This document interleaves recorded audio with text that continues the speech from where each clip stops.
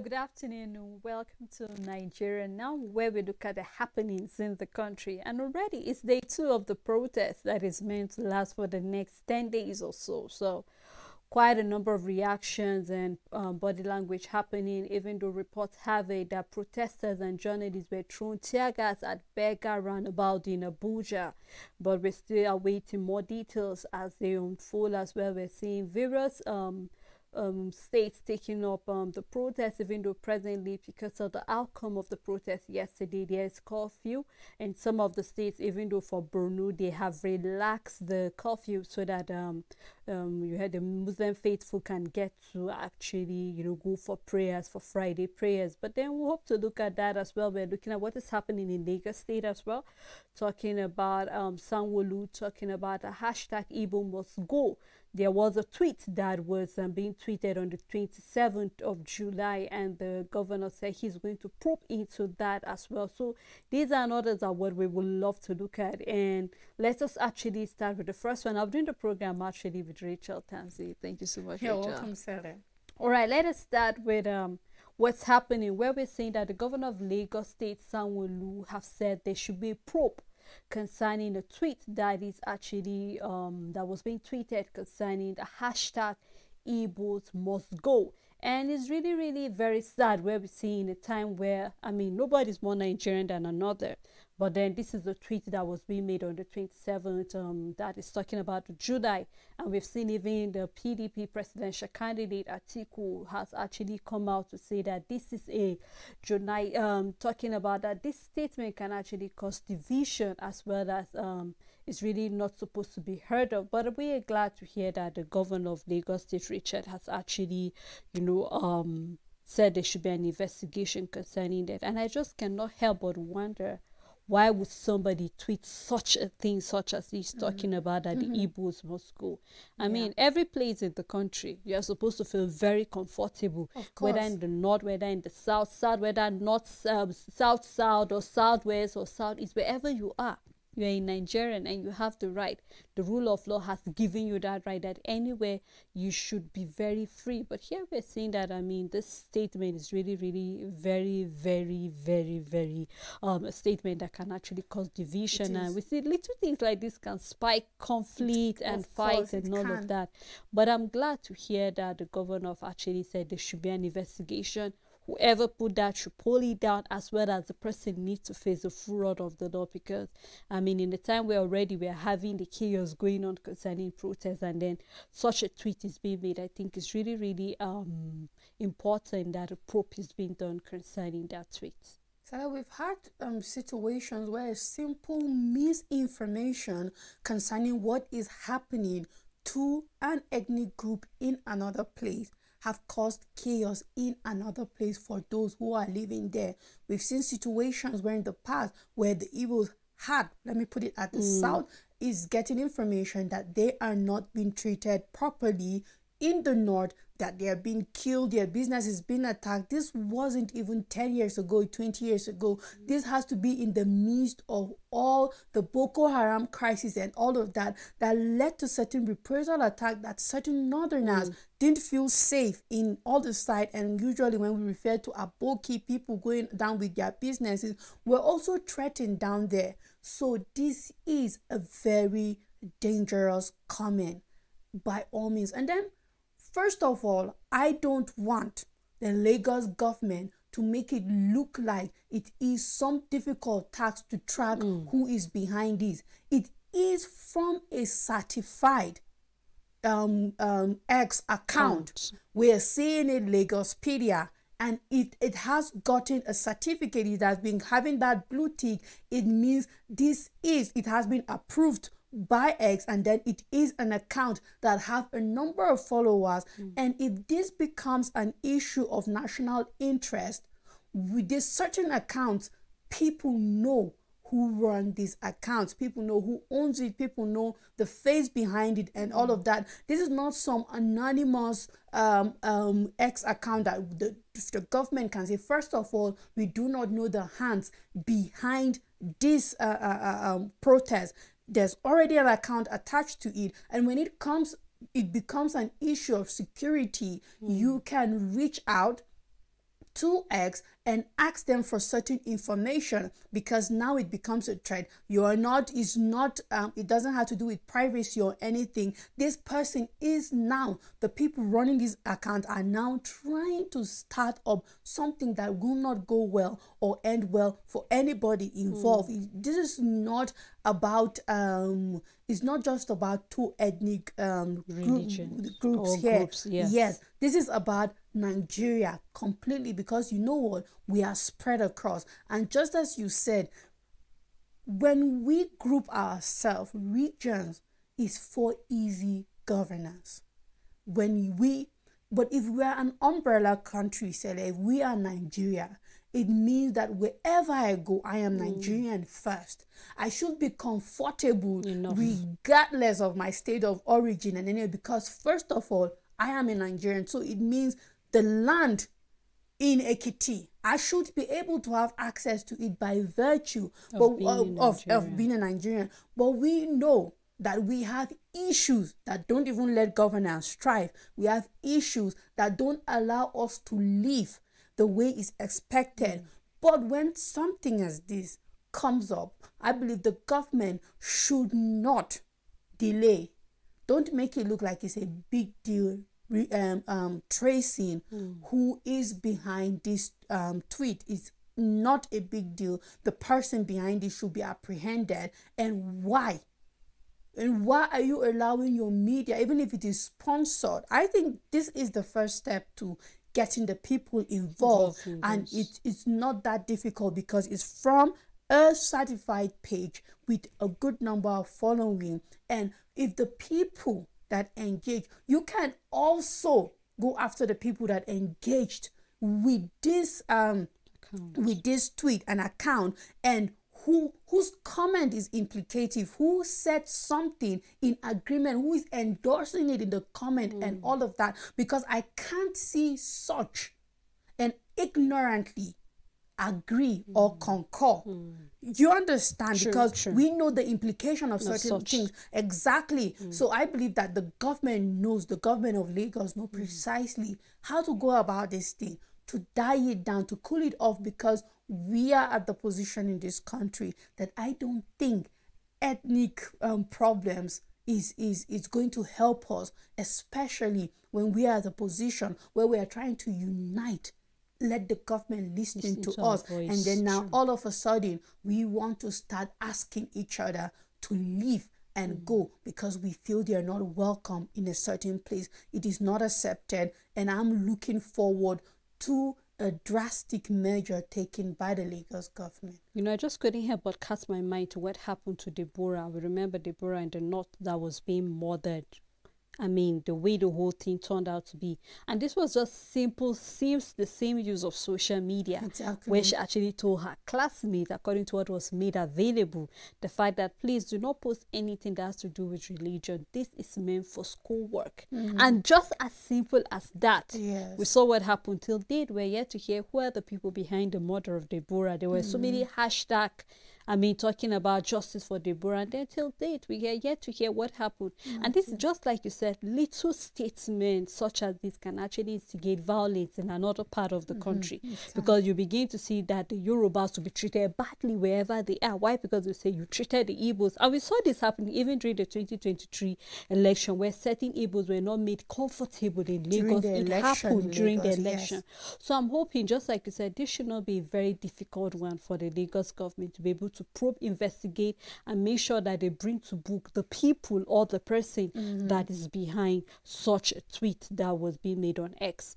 Now we're saying that we're in day 2 for the protest, Rachel, and then a number of body language reaction, as well as we're seeing in as much as some states the protest was very peaceful. Other states we had that hoodlums, and there was a lot of looting and all of that, particularly Jigawa. We had that even in Kaduna, Kano, which was terrible, and then Borno, there was even bombing and all of that. That we saw a number of people lost their lives. Some were injured during this whole protest. And I clearly remember I was listening to the IGP yesterday, and he was saying that presently right now he's saying the fact that the police should be on red alert. The fact that things that were being made that are supposed to be normal I mean, this was just supposed to be a protest, right? But I really wasn't very comfortable with the statement coming from the IGP, because he was stating the fact that the reason this protest was being made was so that they would instigate uprising, violence, and all of that. And I totally disagree. This is a protest that was meant to send a message to the government that we need quality leadership. The fact that, you know what, Nigerians are tired of living with hunger. Nigerians are tired of the injustice. Nigerians are tired of so many things that is not going. How about the anti-people policy that we've been going through? This is what Nigerians are not happy with. And just like I remember when the IGP promised that they will protect Nigerians, we're excited, we're happy. I was listening to various interviews being conducted, especially concerning what went wrong in Abuja, where we saw that everything was peaceful. Not until when we saw protesters trying to make an approach to the Eagle Square. And that was when tear gas was being thrown. And then talking about a number of tear gas, more than, according to the people who were there, about more than 500 tear gas was being thrown. Some people had to choke. Imagine somebody with an asthmatic patient being present there. You could just imagine what would go wrong. Now we're seeing protesters are blaming the police for being the reason why the protest turned out to be violent. At the same time, we're seeing the police blaming protesters for being the reason why this whole thing turned out to be violent. But then looking at this whole thing, you just can't help but wonder, of course, let's not even go to Kano State, what happened. Totally, those ones we've already tagged them to be thieves, because they actually wanted, they were just opportunists. We were looking for an opportunity to take advantage of the protest and do whatever they did. Yes. But then for those protesters who were injured, those who were killed, in fact, we had a police officer who died as a result of this. Now, what more can the protesters and the police as well do, because this is just day 2, and I do not want to be very fast to give a total conclusion of what the 24 August protest would look like. But I'm just trying to look at from yesterday down to this very moment, what can be done differently, because believe you me, this is just a message. We're saying the FCT minister is saying, you know what, we've heard you, we're ready to dialogue. But yesterday we saw when protesters were saying, you know what, you want to dialogue, come to the streets. Yes. We're not dialoguing with you in the room. We're not a union. We're not ASU. We're not resident doctors. Come to the street where we are and understand. We saw different pictures, a woman bold enough holding an empty pot, just to send a message that, you know what, there is hunger in the land. What different, like what way differently from what happened yesterday can we see both the protesters and the police taking? Because we know that the police responsibility is to protect protesters as well. We need to send a message to the protesters that do not make it in a way that the government will feel that we told you so, and then look at this is what is happening eventually. So that the different thing that could be done, I believe, is more unity in the protesters, in the sense that be able to differentiate yourself. If you're marching forward, you're marching together. Do not make jest of policemen. Do not try to do anything other than marching with your message. That is how protest is supposed to be, Sele. It's quite straightforward. But it's unfortunate that we have people who are out there doing something. Now, when you are able to be more together in the way that you're chanting the same thing, you're having one voice, you're moving in the same direction on the street, you're gathering in the same place, anybody doing otherwise can be fished out. If you go and you begin to break something, you can't be able to, you will be fished out because you're alone doing what you're doing. BU 310, you cannot be compared to thousands that are marching and are chanting and are asking the government to listen to them, compared to the 10-20 on the side where that is not where the protest is happening. And for me, I always demand more from the government, Sele, because they can do more. And this is where I believe that even the police force are not showing how competent they are, because you should be able to separate from troublemakers and from those who are out there doing the right thing. You should be able to separate. You should be able to confine those. You should be able to protect those that are on track, that are holding their placards, that are singing, that are chanting and are moving, from those who are elsewhere on the side doing something. You are trained to be able to differentiate. You are trained to be able to set apart and say, you know what, these are persons of interest, let's keep them safe, and these are persons that are out there for something. You're supposed to have intelligence, information, and all of that. I just need to see top-notch service when it comes to our police force, and for some reason we are lagging behind. Than for you to set about those people who are looting and causing problems, you rather tear gas everybody. The moment you do that, you scatter everybody. And when everybody starts running, when everybody starts to protect themselves, you scatter it. So whether we like it or not, if we are to push blames, the police will take 70% of it. Because you are there to make sure things are in line. You're there to be able, your intelligence is to make you separate a problem from what is not a problem. In that process, I don't see that happening. I see failure on the side of our security agencies whatsoever, because you showed us first before it started. The IGP assured us that they know how they're going to deal and handle with the case and situation and all of that. So what happens if you have 100 people doing something else and 1,000 people doing the right thing, and all of a sudden you're tear gassing all the 100 plus the 1,000? Who is then the problem? Who is the problem? You are the one now who lack the competence, the knowledge on how to be able to curtail a small problem on the side. As far as I'm concerned, that's how it is. You should be able to die down whatsoever is happening on the side to allow the majority that are doing the right thing go ahead with what they want. There's so much take home concerning this project, but kudos to the fearless ones that were able to step out for Nigerians. I keep saying it, even if you feel that you can't be a part of this protest, even if you're unafraid, even if you think that the problem of Nigeria is not your problem, those people out there are speaking for you.